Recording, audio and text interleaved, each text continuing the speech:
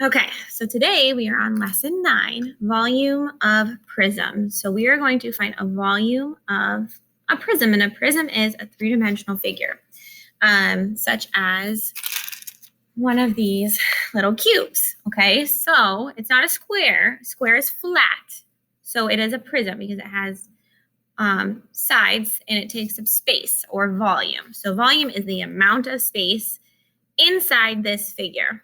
Okay.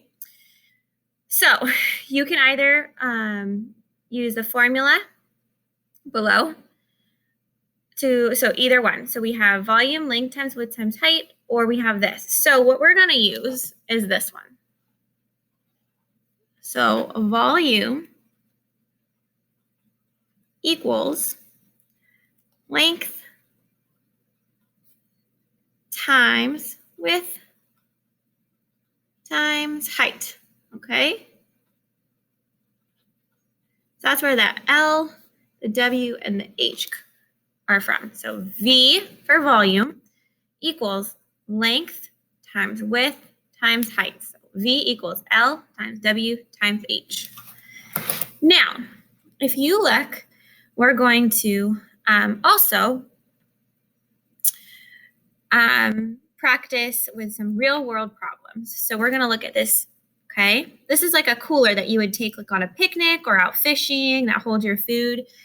So let's see, it says, on his family vacation to the beach, Armando filled a cooler with water and snacks. Find the volume of the cooler. So we're going to find the volume of this shape right here. Okay, and what we need to know is length, width, and height. So length is how long something is. So it's 30 inches. Okay, we're not going to put the label until the end. So we have 30. The width is how wide something is. So 15. And the height is how tall something is. So 20. Now, you are allowed to use your calculator. If you don't have one, let me know. I'll get you one. So we're going to put it in our calculator. I'm going to show you on my phone. So we have 30 times 15 times 20 equals 9,000. Okay. Now, when we put our label, we're going to put whatever this is. So we have inches. And what we're going to do is put a little 3. So that means cubed. Okay. Volume is always cubed. So we have 9,000 inches cubed. Okay. All right. Let's move on to the next page. We're not going to do this part. All right. So example number 2. We're going to find the volume of this prism. So we have to do length times width times height. So our length is 17, okay,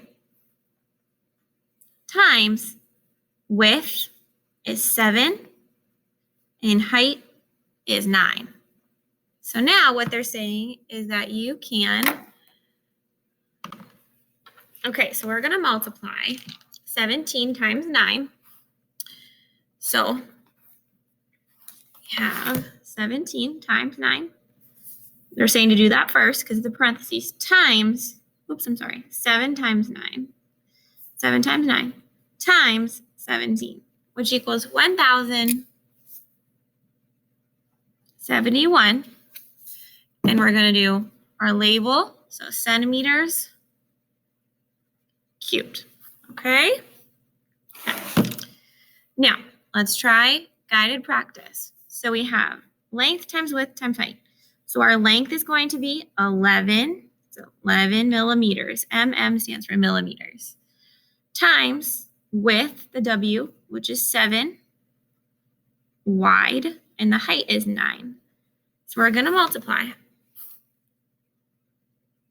11 times 7 times 9. So we have 693. And they put the label right there for you, millimeters cubed. Okay, now, so they're telling you to use base times height here. So we can do base. They're saying base is 24 times 12. All they did was multiply these together first. Okay, so we're just doing 24 times 12 is 288 feet feet cute. And that is it for this one. So go ahead and try your independent practice.